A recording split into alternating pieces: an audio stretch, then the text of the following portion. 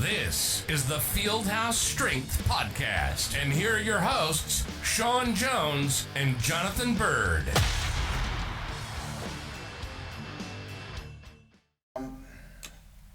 For the next one, I'm going to go deadlift.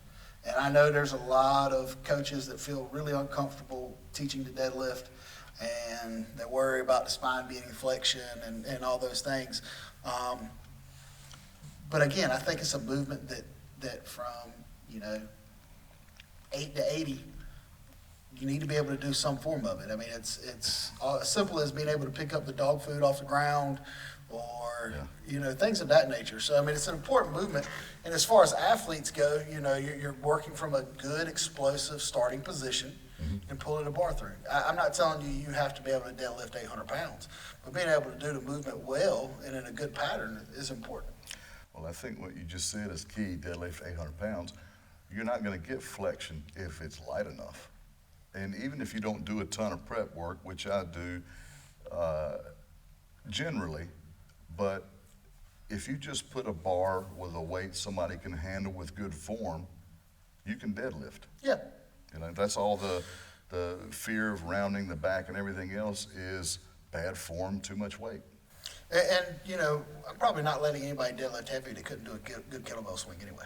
No way. So we're already, we're on the same track. We might have gone about it in different patterns, but we're still, you and I are still on the same train track here. For sure. What do you got?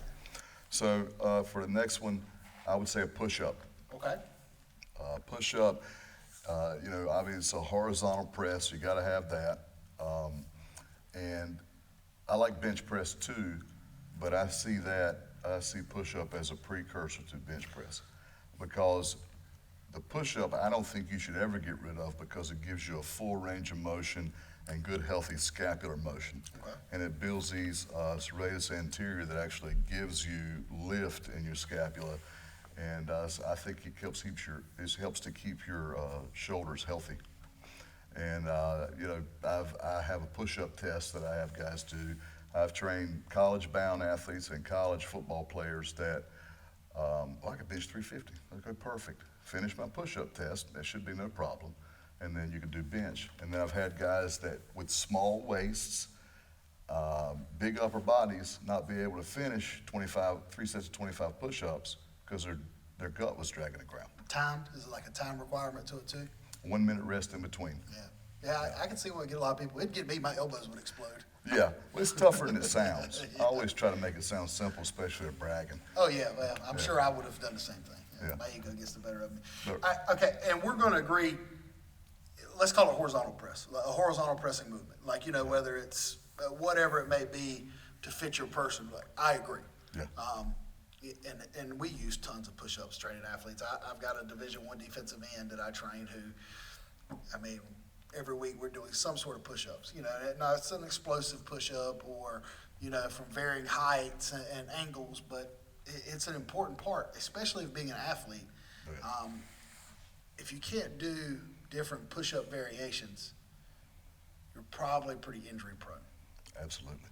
Yeah, it's because the number one thing I'm looking at in that push-up test, well, can you finish it, but why can't you finish it?